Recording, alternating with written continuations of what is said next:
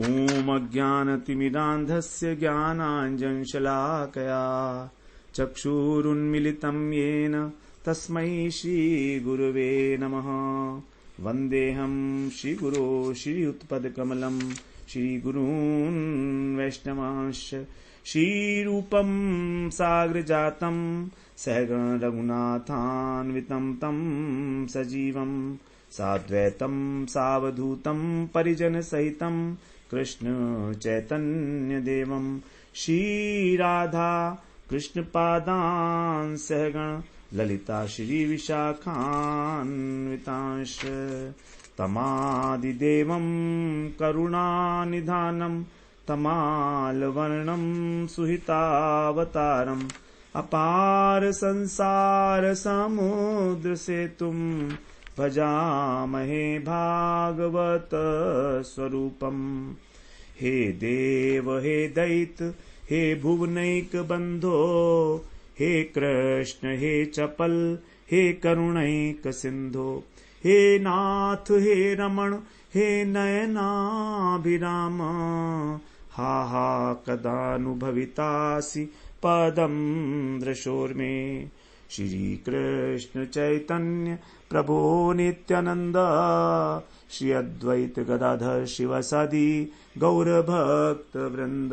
हरे कृष्णा कृष्णा कृष्णा हरे हरे हरे राम राम राम हरे हरे।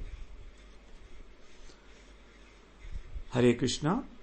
सर्वप्रथम मैं अपने गुरुपाद पद्म ओम विष्णुपाद अष्टोत्तर शत श्री श्रीमद् भक्ति वेदांत माधव गोस्वामी महाराज के चरण कमलों में अनंत कोटि दंडवत प्रणाम ज्ञापन करता हूं। हम लोग श्रीमद् भागवत पुराण में द्वितीय स्कंद में 9वें अध्याय का श्रवण कर रहे हैं, जिसमें भगवान ने ब्रह्मा जी को अपना वैकुंठ धाम दिखाया। जब ब्रह्मा जी कमल के ऊपर प्रकट हुए तो उन्होंने इच्छा की कि मैं सृष्टि की रचना करूं, लेकिन उनको कुछ समझ नहीं आया। तब उनको एक वाणी सुनाई दी, उसमें 2 शब्द सुनाई दिए, त और प। तो उन्होंने समझ लिया कि हाँ, मुझको तप करने के लिए जो है निर्देश दिया जा रहा है। कौन बोल रहा है वो उनको कोई दिखाई नहीं दिया। तो इस प्रकार फिर तपस्या की ब्रह्मा जी ने, और उनकी तपस्या से संतुष्ट होकर भगवान जो है प्रसन्न हुए हैं और उनको फिर वैकुंठ धाम के दर्शन कराए हैं। तो यहाँ पर वैकुंठ धाम में ब्रह्मा जी ने जो देखा, किस प्रकार से भगवान नारायण वहां पर अपने पार्षदों के द्वारा सेवित हो रहे हैं। लक्ष्मी जी जो हैं उनके गुणगान, चरण संवाहन करती हैं, उनके गुणगान करती हैं। किस प्रकार से वहां पर जो है अनेक वातावरण किस प्रकार का है, वहां पर वैदूर्य मणि सबके जो पार्षद हैं उनके क्या क्या वर्ण हैं, कोई मूंगे के रंग का है, कोई श्याम वर्ण है, कोई वैदूर्य मणि के रंग का है। इस प्रकार से वर्णन है। तो अब आगे हम लोग 17वें श्लोक से श्रवण करते हैं। बता रहे हैं, तद्दर्शनालाद परिप्लुतांतरो हृष्यतनु प्रेम भराशुलोचन ननाम पादाम्बुजमस्य विश्वसृग सृग यत्पारमहंस्येन पथाधिगम्यते। यत माने जो, पारमहंस्येन जो परमहंस हैं। परमहंस का मतलब अवधूत। एक अवधूत वृत्ति होती है, एक होता है हंस, एक होता है परमहंस। तो परमहंस को बिल्कुल अपने देह का भान नहीं होता है, वो अवधूत स्टेज में रहते हैं। जैसे सुखदेव जी महाराज हैं, वो अवधूत हैं। तो पारमहंसियन पंथा मतलब जो इस मार्ग से जाते हैं, पारमहंसियन मार्ग से जो अधिगम्यते उसको प्राप्त हो जाते हैं, निवृत्ति मार्ग से, अर्थात तद दर्शन आह्लाद उनके दर्शन के आनंद से परिप्लुत अंतर जो हृदय जो है उमड़ने लगता है, और हृष्यत तनु शरीर के अंदर जो है उनका रोमांचित हो जाता है। हृष्यत माने रोम रोम पुलकित हो जाता है। प्रेम भर अश्रुलोचन है, और प्रेम के आवेग में नेत्रों से जो है अश्रु की धारा बह रही है। ऐसे विश्वसृक जो विश्व जी के विश्व सृष्टि के कर्ता हैं ब्रह्मा जी के ने भगवान के श्री चरणों में ननाम नमस्कार किया। ऐसे ब्रह्मा जी ने अस्य माने इन भगवान के जिनकी सेवा की जा रही थी उनकी 24-25 शक्तियों के द्वारा, तो 4 उनकी अंतरंग शक्तियां हैं, 16 उनकी बहिरंग शक्तियां हैं और 5 जो है उनकी शक्तियां हैं अलग, अनंत, गरुड़ इत्यादि, ये स्वरूपभूत। इस प्रकार की 25 शक्तियां। इस प्रकार जो शक्तियों का आभास है वो योगियों को भी प्राप्त नहीं होता है, केवल आभास ही प्राप्त होता है। ऐसे भगवान जो इनके द्वारा सेवित हो रहे हैं, उन भगवान के चरण कमलों में जो है अत्यंत रोमांचित होकर अश्रुपूर्ण हृदय के साथ गदगद कंठ से प्रेम में भरकर ब्रह्मा जी ने प्रणाम किया। तो यहां पर कारण यह है इसका कि जो पारमहंसिया मतलब भगवत परमहंस जो हैं, अर्थात भगवत भक्त। यहां पारमहंस का मतलब है भक्त। तो भक्तों के मार्ग से, जो भक्ति योग का आश्रय करने से ही केवल भगवान के चरण कमलों की प्राप्ति होती है। पारमहंसियन पथ अधिगम्यते, उस वैकुंठ धाम को केवल भक्ति मार्ग से ही प्राप्त किया जा सकता है, यह बताया गया है यहां पर। क्योंकि हमारी जो भागवत है वो है पारमहंस्य संहिता, तो भक्ति ही बेसिकली निर्गुण है, इसीलिए उसको पारमहंस्य कहा गया है। 18वें श्लोक में कह रहे हैं, तम प्रीयमाणम समुपस्थितम तदा प्रजा विसर्गे निज शासनार्हणम बभाष ईशति स्मित शोचिषा गिरा प्रिय प्रियम प्रीत मना करे स्पृशन। तम माने उन, प्रिय माने अपने प्रिय ब्रह्मा जी से, तदा माने उस समय, प्रियमाणम जो प्रसन्न करने में के प्रयत्न में लगे हुए थे, ऐसे ब्रह्मा जी के जो अत्यंत प्रिय हैं। यहां पर पहला प्रियम जो है वो ब्रह्मा जी के लिए है और दूसरा प्रिय जो है वो भगवान के लिए है। तो भगवान ने अत्यंत प्रीति के साथ प्रजा विसर्गे, प्रजा की सृष्टि में, निज शासन अर्णम, अपने आदेश के योग्य, जिनको आदेश देंगे तो ठीक प्रकार पालन भी कर पाएंगे, समुपस्थित माने जो उनके सामने उपस्थित थे, प्रीत मनहा प्रसन्न चित्त होकर, करे स्पर्शन उनके हाथ का स्पर्श करते हुए, हाथ से उनको भगवान ने स्पर्श किया है। ईशत स्मित मंद मंद मुस्कान से, शोचिषा अलंकृत, गिरा बभाष, मंद मुस्कान से अलंकृत जो भगवान की वाणी है, गिरा माने वाणी से, बभाष बोले। तो देखिए भगवान ने किस प्रकार ब्रह्मा जी का स्वागत किया है। वहां पर ब्रह्मा जी के प्रिय हैं भगवान और भगवान है, भगवान के प्रिय हैं ब्रह्मा जी, दोनों के लिए यहां पर आया। पहले आया प्रियम और पहले आया प्रिय है, प्रिय माने भगवान, यहां पर जो ब्रह्मा जी के प्रिय हैं, प्रिय माने ब्रह्मा जी, और प्रीत मना प्रसन्न चित्त होकर, करे स्पर्शन, तो अपने हाथ से स्पर्श किया, अपने हाथ के द्वारा भगवान ने उनको स्पर्श किया ब्रह्मा जी को। कितनी बड़ी घटना है, इसका मतलब पता लगता है कि ब्रह्मा जी को कितना प्रेम करते हैं भगवान। भगवान ऐसे किसी को नहीं छूते हैं अचानक। तो अब यहां पर भगवान बोल रहे हैं अब 19वें श्लोक में, त्वयाहम तोषितः सघ्रग वेद गर्भसि सृक्षया चिरंभृतेन तपसा दुस्तोष है कूट योगिनाम। यहां पहले ब्रह्मा जी को संबोधन किया भगवान ने। श्री भगवान उवाच, मतलब भगवान ने कहा, हे वेदगर्भ ब्रह्मा, जिनके हृदय के अंदर भगवान ने सारे वेदों को संचरित किया, वेदों का ज्ञान, तुमने क्या किया है, सिसृक्षया, इच्छा की है तुमने इस सृष्टि करने की, और तुमने बहुत समय तक जो है चिरम, बहुत लंबे समय तक तुमने जो है तपस्या की है, चिरम भृतेन 1000 दिव्य वर्ष, त्वया माने तुम्हारे द्वारा बहुत समय तक जो की गई तपस्या है उससे दुस्तोष, मुझे संतोष हुआ है मुझे उससे।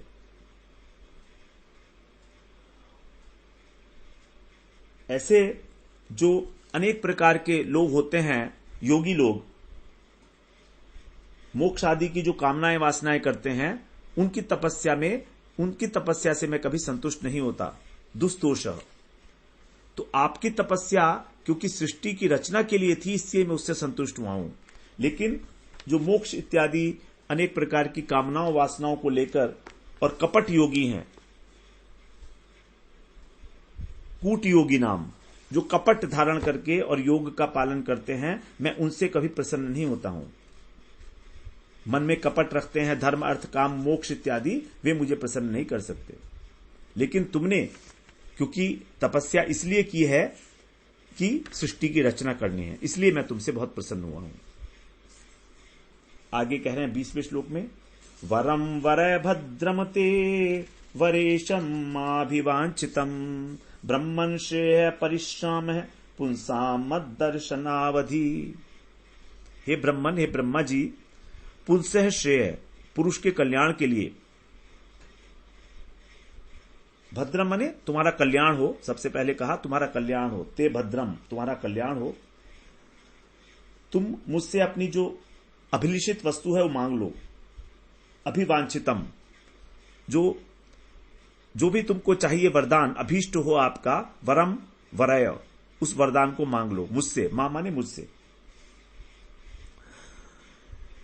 क्योंकि सभी लोग जो हैं वो परिश्रम करते हैं श्रेय कल्याण की प्राप्ति के लिए। अनेक प्रकार के साधन जो हैं वो करते हैं। परिश्रम है माने परिश्रम करना, साधन करना। तो जो इस प्रकार का साधन करते हैं उसका जो फल है वो केवल मेरा साक्षात्कार है। मम दर्शन अवधि, मेरे दर्शन तक ही उसका चरम फल है। क्योंकि इसका कारण यह है कि मेरे भक्त जो हैं मेरे दर्शन के अतिरिक्त और किसी फल की आवश्यकता नहीं समझते। भगवान के जो भक्त हैं वो भगवान से कहते हैं हमें कोई वर नहीं चाहिए, हम तो केवल आपके दर्शन करना चाहते हैं।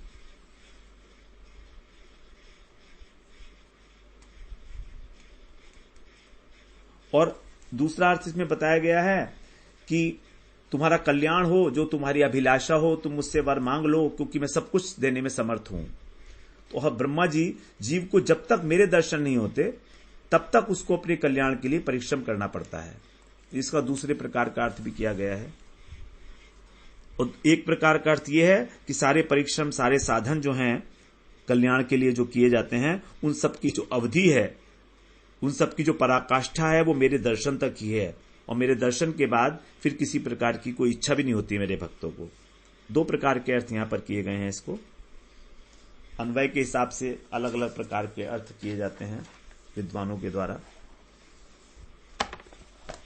आगे 21वें श्लोक में कह रहे हैं, मनीषितानुभावोऽयं मम लोकावलोकनम यदुपश्रुत्य रहसी चकर्थ परमं तपः। अयम मम लोक, ये जो मेरा लोक का अवलोकन माने दर्शन है, ये यत रहसी उपश्रुत्य, जो एकांत के अंदर, उपश्रुत्य माने तुमने किया मेरी वाणी को सुनकर, तुमने एकांत में निर्जन में मेरी वाणी को सुना। परम तपः, तप करके और फिर तुमने घोर तपस्या की जब तुमने इसको सुना। तो ये क्या है? चकर्थ माने उसी का मनीषित है अनुभव, उसी का प्रभाव है कि तुमने इस वैकुंठ लोक का दर्शन किया है। तो तुमने जो इस वैकुंठ लोक का दर्शन किया है वो मुझे देखे बिना ही तुमने निर्जन में जब दो प्रकार के शब्द सुने तब तुमने कठोर तपस्या की है। और इसीलिए तुम इस प्रकार जो है मेरी वाणी से, मेरी इच्छा से तुम्हें मेरे लोक का दर्शन हो रहा है।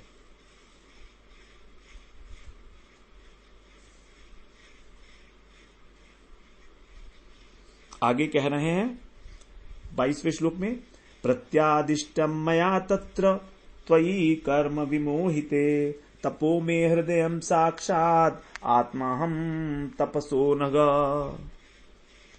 हे अनघ अर्थात हे निष्पाप ब्रह्मा जी, आप प्रत्यादिष्टम का मतलब है तुमको जो आदेश दिया गया था मेरे द्वारा। क्या आदेश दिया गया था? तपः साक्षात मे हृदयम, कि तप ही मेरा हृदय है।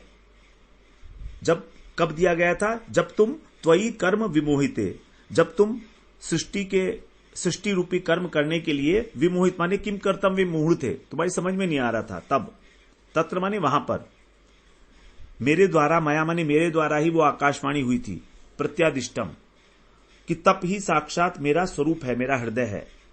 अहम तपस्य आत्मा, और मैं तप की आत्मा हूं। सृष्टि के आरंभ में जब तुम अपने कर्तव्य के विषय में विमूढ़ हो रहे थे, तो उस समय मेरे आज्ञा दिए जाने पर तुम तपस्या किए हो, और ये तपस्या ही मेरा हृदय है, और मैं तपस्या की आत्मा हूं, अर्थात तपस्या का लक्ष्य मैं हूं, तपस्या का आश्रय मैं हूं। अर्थात तपस्या केवल और केवल भगवत दर्शन के लिए होनी चाहिए, न कि सांसारिक कामनाओं के प्रति किसी प्रकार की भी, क्योंकि भगवान का हृदय है तपस्या। 23वें श्लोक में कह रहे हैं, सृजामि तपसैवेदं ग्रसामि तपसा पुनः विभर्मि तपसा विश्वम वीर्यम में दुश्चरम तपः। यहां तप की महिमा बता रहे हैं भगवान। इदम विश्वम, ये जो विश्व है, इस विश्व की तपस्या से ही मैं सृजामि, सृष्टि करता हूं। भगवान कह रहे हैं कि जो परिदृश्यमान जगत है, इसकी सृष्टि मैं करता हूं तपस्या के द्वारा ही। तो हम कहते हैं कि ब्रह्मा जी ने सृष्टि की है, लेकिन वास्तव में वो भगवान के द्वारा ही की गई है। ब्रह्मा जी को प्रेरित किया गया तो ब्रह्मा जी ने कर दी, जैसा उनको बताया गया वैसा, और तपस्या से ही मैं इसका पालन पोषण करता हूं। विभर्मी का मतलब होता है पालन पोषण करना, और तपस्या से मैं इसको ग्रसामी, इसको पुनः इसका संहार कर देता हूं, इसको निगल जाता हूं। और ये वीर्यम में दुष्चरम तपः, मेरी जो दुष्कर तपस्या है, यही मेरी शक्ति है।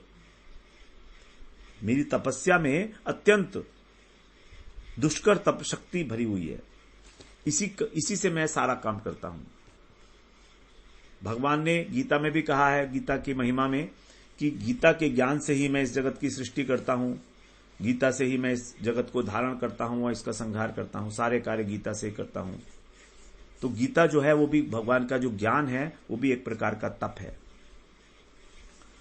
24वें श्लोक में कह रहे हैं, अब ब्रह्मा जी बोलते हैं, ब्रह्मोवाच, श्री ब्रह्मोवाच, भगवन् सर्वभूतानां अध्यक्षोऽवस्थितो गुहां वेद हि प्रतिरुद्धेन प्रज्ञानेन चिकीर्षितम्। 24वां श्लोक है। इसमें कह रहे हैं, हे भगवान, ब्रह्मा जी कह रहे हैं, हे भगवान, आप कौन है? अध्यक्ष हैं, सर्वभूतानाम अध्यक्षो, आप सभी प्राणियों के अध्यक्ष हैं, अर्थात उनके स्वामी हैं। और अवस्थितो गुहाम, गुहाम का मतलब हृदय, हृदय रूपी जो गुफा है उसके अंदर आप अवस्थित हैं। वेद ही प्रतिरुद्धेन, आप ही जानते हैं, वेद का मतलब है आप ही जानते हैं। कैसे जानते हैं? अप्रतिरुद्धेन, आपका जो अप्रतिहत ज्ञान है, प्रज्ञानेन, अपने ज्ञान के द्वारा। चिकीर्षितम, मतलब मेरी जो इच्छा है, जो मैं चाहता हूं, वो वेद माने उसे आप जानते हैं। भगवान को कह रहे हैं कि आप अप्रतिहत ज्ञान के प्रभाव से सभी के अभिष्ट को जानते हो, क्योंकि आप तो अंतर्यामी हो।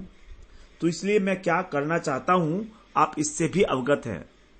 मुझे कहने की भी आवश्यकता नहीं है कुछ आपसे, आप जानते ही हैं। भगवान का जो ज्ञान है वो अप्रतिहत है, अप्रतिरुद्धेन, अर्थात त्रिकाल जो है अबाधित, कभी भी किसी भी क्षण, कारण क्योंकि भगवान का स्वरूप है सच्चित आनंद, चित्त का अर्थ है ज्ञान। तो यदि भगवान का ज्ञान किसी समय बाधित हुआ तो उनके स्वरूप की हानि हो जाएगी, और ऐसा कभी होता नहीं, क्योंकि भगवान नित्य है। तो भगवान का नित्य स्वरूप है सच्चिदानंद। इस प्रकार से भगवान की सत्ता, भगवान का ज्ञान और भगवान का आनंद सब प्रकार से हमेशा प्रत्येक स्थान पर अक्षुष्ण विराजमान है, किसी प्रकार की कहीं कोई उसमें हानि नहीं है। इसी को कहा गया अप्रतिरुद्धेन। आगे कह रहे हैं ब्रह्मा जी, तथापि नाथ मानस्य नाथ नाथय नाथितम परावरे परावरे यथा रूपे जानियाम ते त्वरूपिण। तथापि, हे नाथ, तथापि ऐसा होते हुए भी, फिर भी, नाथ मानस्य, मैं याचना कर रहा हूं और आप मेरी इस अभिलाषा को पूरा कीजिए। नाथितुम माने याचना, प्रार्थना को नाथय माने पूरी कर दीजिए। बड़ा अच्छा है यहां पर, नाथ मान नाथ, नाथ है और नाथितम।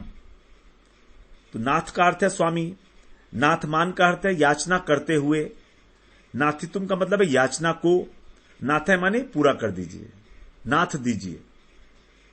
यथा माने जिससे, यथा रूपे, यथा माने जिससे, ते माने आपका जो स्वरूप है वो कैसा है? अरूपिण है, निराकार है। आप निराकार स्वरूप हैं, तो आपके जो स्वरूप है आपका परावरे, परावरे का मतलब है आपका जो कार्य कारणात्मक रूप है। मेरी प्रार्थना है आपसे कि मैं आपके पर का मतलब है अप्राकृत रूप और अवर का मतलब है प्राकृत, इन दोनों प्रकार के रूपों को जान सकूं। देखिए, भगवान की एक अपनी शक्ति है, वो है स्वरूप शक्ति, वो है अप्राकृत चिन्मय, और भगवान की जो भगवान से भिन्न शक्ति है वो है माया शक्ति, महामाया। तो महामाया है प्राकृत। तो कह रहे हैं कि आपकी जो स्वरूप शक्ति है अर्थात अंतरंग शक्ति और आपकी जो बहिरंगा शक्ति, उसके साथ मैं आपको समझ सकूं, उसको मान सकूं। परा अवरे, अवर का मतलब होता है निकृष्ट और पर का मतलब होता है श्रेष्ठ। तो वास्तव में भगवान की जो स्वरूप शक्ति है उसी की अंशभूता है महामाया, और इस महामाया के द्वारा ही संसार की सृष्टि, स्थिति और प्रलय किए जाते हैं। इसीलिए भगवान ने गीता में इसे कहा भिन्ना प्रकृति अष्टधा, मेरे से भिन्न है क्योंकि जड़ है और अष्टधा है, इसके अंदर 8 प्रकार के अंग हैं, पंच महाभूत, मन, बुद्धि और अहंकार। वो भगवान ने बताए 7वें अध्याय में। वहां पर 26वां और 27वां श्लोक एक साथ पढ़ेंगे। यथात्म माया योगेन नाना शक्त्युपभृंगितम विलुम्पन विसर्जन ग्रहणन विभ्रतात्मानमात्मना क्रीडस्य मोघ संकल्प ऊर्णुनाभिर्यथोर्णुते तथा तद विषयाम देहि मनीषाम मयि बाधव।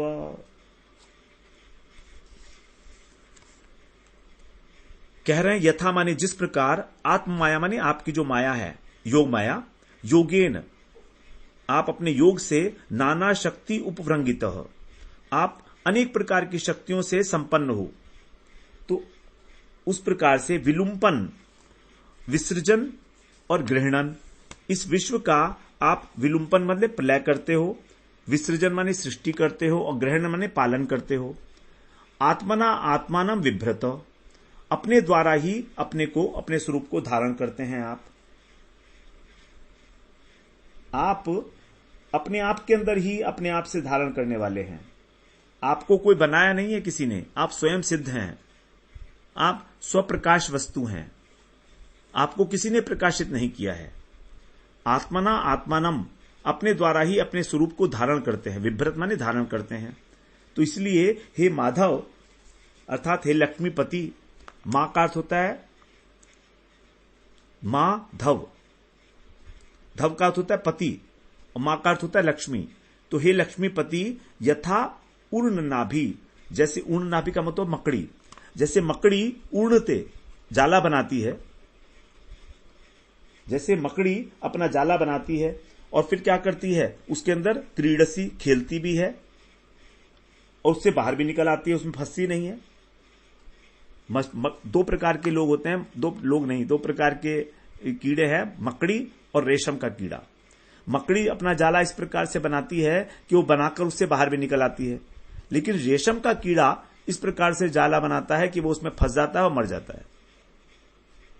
अपना जाला खुद ही बनाता है और उसमें फंसकर मर जाता है, वो बाहर नहीं निकल पाता। तो यहां कह रहे हैं कि आप मकड़ी की तरह से अपना जाला बनाते हो अपने आप से ही, क्योंकि देखिए मकड़ी जो अपना जाला बनाती है वो बाहर से कोई मटेरियल नहीं लाती है, जो उसकी लार है उस लार से ही वो अपना जाला बुनती है। तो यहां कह रहे हैं भगवान के से कि आप ही इस अपने आप से ही इस जगत की उत्पत्ति करते हो और फिर उससे बाहर भी निकल आते हो, उसको निगल भी जाते हो, उसका संहार भी कर देते हो, लेकिन आप उसमें फंसते भी नहीं हो। तो जिस प्रकार अपना जाला बनाकर उसमें विहार करती है क्रीडसी और फिर उससे बाहर भी निकल आती है, योग माया के प्रभाव से, अपनी योग माया के प्रभाव से, अपने एक प्रकार की शक्तियों से आप समन्वित हो और आपका जो संकल्प है वो अमोघ है, अव्यर्थ है। संकल्प माने संकल्प, तो आपका जो संकल्प है वो कभी व्यर्थ नहीं होता है।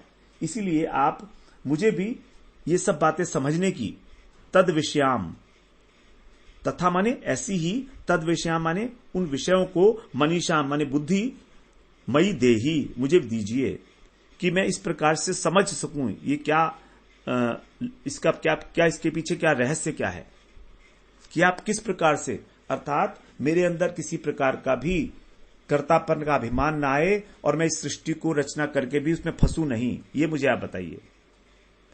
आप मुझे इस प्रकार से उपदेश दीजिए कि मैं इस सृष्टि की रचना करूं, लेकिन कहीं ऐसा ना हो कि मैं इस सृष्टि के अंदर आसक्त हो जाऊं। आगे कहेंगे वही बात 28वें श्लोक में, जैसे मकड़ी का उदाहरण यहां पर दे दिया। अब आगे कह रहे हैं 28वें श्लोक में, भगवत शिक्षितमहम कर्माणि यतन्द्रितः नेहमानः प्रजा सर्गम बध्ययम यद अनुग्रहात्। ही माने क्योंकि, भगवत माने भगवान आपकी इच्छितम माने इच्छा के अनुसार, अहम अंद्रितः अतंद्रितः सावधानी पूर्वक, अतंद्रित का मतलब होता है सावधानी पूर्वक, प्रमाद आलस्य को छोड़कर मैं प्रजा सरगम, इस प्रजा की सृष्टि कर सकूं, कर्माणी माने कर सकूं, इस प्रकार का मुझे आप बुद्धि दीजिए। और यह माना, ये सृष्टि करते हुए, यह का मतलब होता है कार्य करना, चेष्टा करना, तो मान का मतलब कंटिन्यूअस टेंस में आ गया। तो इस चेष्टा को करते हुए, अर्थात सृष्टि की रचना को करते समय, यद अनुग्रहात, आपके अनुग्रह से, आपकी कृपा से, बध्येयम न, मैं इसके बंधन में ना पड़ जाऊं, अर्थात मैं कभी अहंकार ना कर बैठूं कि ये मैंने किया है। मैं अपने को स्वतंत्र सृष्टि का कर्ता ना मान बैठूं, इसके वास्तविक कर्ता तो आप हैं। मैं तो प्रयोजक करता हूं, आप प्रयोज्य करता हो, आपकी प्रेरणा से ही मैं कर रहा हूं, तो वास्तविक कर्ता तो आप हुए ना। मेरे पास तो बुद्धि ही नहीं थी, ज्ञान ही नहीं थी, वो भी आपने ही दिया है, तो फिर मैं कर्ता कहां से हो गया। लेकिन फिर भी ब्रह्मा जी जो है अत्यंत जागरूक हैं अपनी कल्याण के विषय में, और कह रहे हैं कि ठीक है, आपकी आज्ञा है, क्योंकि सृष्टि करने के लिए रजोगुण को धारण करना पड़ता है, और रजोगुण रागात्मक है। रजोगुण का जो स्वरूप है वह रागात्मक, वो हमको कर्म के द्वारा फंसा लेता है, बंधन में बांधता है। गीता में बिल्कुल स्पष्ट की है ये बात, रजो रागात्मकम विद्धि। तो सारे कर्म की उत्पत्ति जो है रजोगुण से होती है।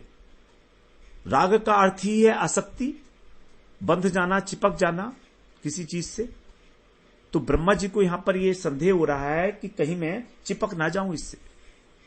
ऐसी आप कृपा करिए, अनुग्रह साथ में आप अपना जोड़ दीजिए मेरे साथ। तब भगवान अब आगे अभी और 29वें श्लोक में कह रहे हैं, यावत् सखा सख्युरिवेशते कृतः प्रजा विसर्गे विभजामि भोजनम अविकल्वस्ते परिकर्मणि स्थितो मामे समुन्नद्ध मदोज मानिनः। यावत् सखा सख्युरिवेशते कृतः, यावत् माने जब तक,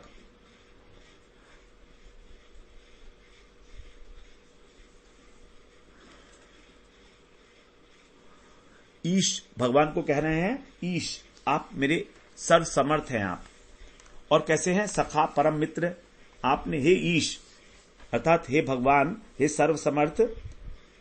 सखा जिस प्रकार अपने सखा से व्यवहार करता है, आपने मुझे अपना सखा बना लिया है, अपने हाथ से आपने मुझे स्पर्श किया है, मेरे हाथों को पकड़ा है आपने, तो उसी प्रकार आपने मेरे साथ जो है व्यवहार किया है, जिस प्रकार सखा जो है अपने सखे से सखा के साथ व्यवहार करता है।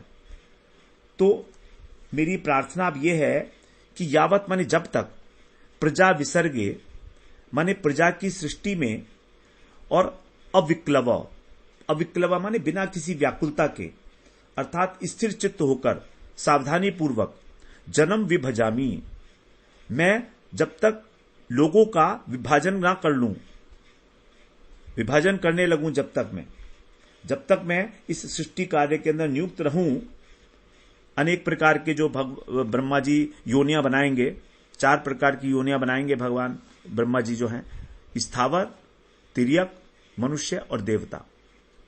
तो जब तक मैं इन प्राणियों का विभाजन करने लगूं, तब भो माने हे प्रभो, तब तक ते परिकर्मणि, आपका ही जो कार्य है, ये आपका कार्य है, मेरा नहीं है, स्थित इस कार्य में लगने पर भी, स्थित होकर भी, मैं अज, मुझ अजन्मा को मानिनः, मानने का, ये समुन्नत माने बढ़ा हुआ, मद माने अहंकार, मुझे अहंकार ना हो जाए। जब तक मैं अलग अलग प्रकार की योनियों का निर्धारण करके उनको विभाजित करने में लगा रहूं, ये आपका कार्य है। देखिए, ते परिकर्मणि, आपका ही कार्य है सृष्टि। तो कहीं ऐसा ना हो कि मैं इसमें लग कर और अपने आप को आपके समान मानने लगूं, भगवान मानने लगूं, कि आपके समकक्ष हूं मैं। इस प्रकार का जो अभिमान है मुझ में कभी उदित ना हो। बड़ी सुंदर बात ब्रह्मा जी ने यहां पर कही है, बहुत सुंदर बात है ये हमारे लिए। हम लोग तो थोड़ा सा भी कोई काम करते हैं तो अपने को उसका क्रेडिट लेने के लिए सबसे आगे लाइन में खड़े हो जाते हैं, अपना फोटो खिंचवाने के लिए कि मैंने ये कार्य किया है। तो आपने मुझको आदर दिया है एक सखा की भांति, तो आप सखा की भांति ही अब मुझ पर ऐसा कृपा करिएगा कि मेरे अंदर इस प्रकार का कोई अहंकार ना आ जाए कि मैं अजन्मा हूं, कि मैं करता हूं। ऐसा जो मिथ्या अभिमान है ये मुझ में उदित ना हो, यही है मेरी प्रार्थना। तो ब्रह्मा जी ने अपने पूरे कार्यकाल में, देखिए ब्रह्मा जी जो हैं 100 वर्ष की आयु है, उनका कार्य ही यही है सृष्टि करना। तो इसका मतलब ये हुआ कि ब्रह्मा जी ने इन 100 वर्षों तक लगातार भगवान के इस वरदान को प्राप्त करना चाहा है, भगवान की कृपा चाहिए। तो लगातार जब तक मेरी आयु है, क्योंकि भगवान तो, ब्रह्मा जी तो निरंतर ही इस कार्य में लगे रहेंगे, तो इसलिए निरंतर इस कार्य में लगे रहेंगे, तो भी उस पूरे समय के लिए वो कह रहे हैं कि आप जो है वो मेरे साथ, मुझे किसी प्रकार का अभिमान ना हो पाए, ये आप मेरे ऊपर कृपा करें। अब आगे भगवान जो है अब चतुश्लोकी भागवत का उपदेश देंगे, तो हम लोग इसके 1 श्लोक 2 श्लोक जो है वो श्रवण कर लेते हैं। चतुश्लोकी भागवत जो है हमारी शुरू होगी, उसको फिर हम लोग जो है आगे श्रवण करेंगे अगली बार, लेकिन थोड़ा बहुत इसके अंदर अभी देख लेते हैं। श्री भगवान उवाच, ये जो 31, 32, 33, 34 ये 4 श्लोक जो हैं, ये जो हैं हमारे चतुश्लोकी भागवत के हैं, लेकिन जो 30वां श्लोक है वो इसकी भूमिका है चतुश्लोकी भागवत की। और उसके बाद फिर 2 श्लोक और भगवान कहेंगे, 35 और 36वां। तो टोटल जो है ये 30वें श्लोक से लेकर और 36वें श्लोक तक भगवान उवाच है। तो यहां पर कह रहे हैं, श्री भगवान उवाच ज्ञानम परम गुह्यम में यद विज्ञान समन्वितम सरहस्यम तदंगम च गृहाण गदितम मया। ज्ञानम परम गुह्यम, ये ज्ञान कैसा है? यद क्या विज्ञानम समन्वितम, ये जो ज्ञान है, यद माने जो, विज्ञान मतलब विशेष ज्ञान के साथ समन्वित है, संयुक्त है, ऐसा परम गुह्यम, परम रहस्यमय जो ज्ञान है, सरहस्यम रहस्य के साथ, तदंगम और उसके अंगों के साथ, च भी, मया माने मेरे द्वारा, ते माने तुम्हें कहा गया, तुम इसको ग्रहण करो, ग्रहण, उसको ग्रहण करो।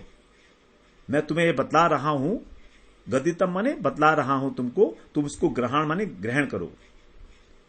ज्ञानम परम गुह्यम में यद विज्ञानम समन्वितम, कि हे ब्रह्मा, भगवान के स्वरूप की उपलब्धि और भगवान की जो प्रेमा भक्ति, विज्ञान का अर्थ है प्रेमा भक्ति और ज्ञान का अर्थ है स्वरूप की उपलब्धि। तो भगवान के स्वरूप की उपलब्धि और इस भगवान के प्रति प्रेम भक्ति के साथ जो अत्यंत गोपनीय ये शास्त्रों का प्रतिपादक ज्ञान है भगवान का, और उस ज्ञान के जो अंग हैं, प्रेमा भक्ति के जो अंग हैं, उनको भी साधन भक्ति इत्यादि वो भी मैं तुम्हें बताऊंगा। तो प्रेमा भक्ति को प्राप्त करने के लिए सबसे पहला है अंग साधन भक्ति, साधन भक्ति के बाद फिर भाव भक्ति और प्रेम भक्ति। तो मेरे संबंध में जो परम गोपनीय ज्ञान है अर्थात अनुभूति सहित ज्ञान, तो मेरे स्वरूप का जो ज्ञान है वो तत्व ज्ञान, उसका शब्दों के द्वारा कोई निर्धारण नहीं कर सकता, केवल मैं ही जानता हूं उसे, और उसे मैं तुम्हें सुनाऊंगा। लेकिन केवल उसको सुनने से काम नहीं चलेगा। गीता में भी भगवान ने ये कहा था कि मैं तुझको विज्ञान के सहित ज्ञान दूंगा, जिस प्रकार की तू उसको समझ पाएगा वो तुझे बताऊंगा मैं। तो यहां पर भी वही बात बता रहे हैं कि केवल सुनने से काम नहीं चलेगा, तुम्हें उसकी अनुभूति भी साथ में कराऊंगा। विज्ञान विशेष रूपेण ज्ञान अर्थात अनुभूति, तुम्हें साथ साथ अनुभूति भी कराऊंगा उसकी। और इस ज्ञान को तुम मेरी कृपा से, मद अनुग्रहात, मेरी कृपा से तुम इसको ग्रहण करो। ग्रहणात गदितम मया, मेरी कृपा से तुम इसको ग्रहण करो। ये रहस्य क्या है इसका, इस ज्ञान का? प्रेमा भक्ति। और उस रहस्य रूपी प्रेमा भक्ति के अंग क्या हैं? साधन भक्ति। उन्हें भी मैं तुम्हें बताऊंगा। इसका मतलब यही हुआ कि साधन भक्ति के द्वारा ही प्रेम भक्ति का अभ्युदय होगा। साधन भक्ति ही क्रमशः भाव भक्ति और प्रेम भक्ति में परिवर्तित होगी, और प्रेम भक्ति के द्वारा ही भगवान का जो है अनुभव होगा, अनुभूति होगी भगवान की तत्व ज्ञान की। तो जो अनुभव समन्वित ज्ञान है, यही भगवान का जो स्वरूप ज्ञान है उसको हमारी स्थायी करता है। तो ब्रह्मा जी ने जो है 4 प्रकार के प्रश्न पूछे थे भगवान से कि भगवान के जो पर और अवर रूप है, अर्थात भगवान की जो अपनी स्वरूप शक्ति है और भगवान की जो भिन्ना शक्ति है, माया शक्ति है, उनका स्वरूप कैसा है, भगवान की लीलाओं का गूढ़ तत्व क्या है, कौन सा कर्म करने से भगवान का तत्व ज्ञान प्राप्त होगा, और किस प्रकार से मुझ में स्वतंत्र कर्तापन का अभिमान पैदा ना हो। ये 4 प्रकार के प्रश्न ब्रह्मा जी ने पूछे थे भगवान से। इससे पहले उन्हीं का जो उत्तर है वो अब 6 श्लोकों में भगवान देंगे यहां पर। तो पहले जो 2 श्लोक हैं वो तो उपक्रम है केवल, और 4 श्लोकों में उत्तर दिया भगवान का 32 से लेकर 35 तक। 31 से या 32 से देखते हैं आगे। तो ये चतुश्लोकी भागवत है, और यही इसकी जो व्याख्या है वही भागवत पुराण है। इस प्रकार से आज हम इस पर यहीं पर ही विश्राम ले लेते हैं 30वें श्लोक पर। आगे फिर हम इस चतुश्लोकी भागवत की विस्तृत चर्चा करेंगे, जितना हमको समझ में आएगी। बहुत मुश्किल है समझना, लेकिन फिर भी प्रयास करेंगे जितना समझ में आ जाए। बस इसको समझ लेंगे तो फिर हम काफी आगे बढ़ जाएंगे, क्योंकि यही सबसे बड़ा एक यहां पर 9वें अध्याय के अंदर भागवत को समझना ही, चतुश्लोकी भागवत को समझना ही बहुत बड़ा दुष्कर कार्य है। बस हम प्रयास करेंगे, भगवान की कृपा होगी तो हम धीरे धीरे इसका समझ के और अध्ययन करने की चेष्टा करेंगे। वांछा कल्पतरुभ्यश्च कृपा सिंधुभ्य एव च पतितानां पावनेभ्यो वैष्णवेभ्यो नमो नमः।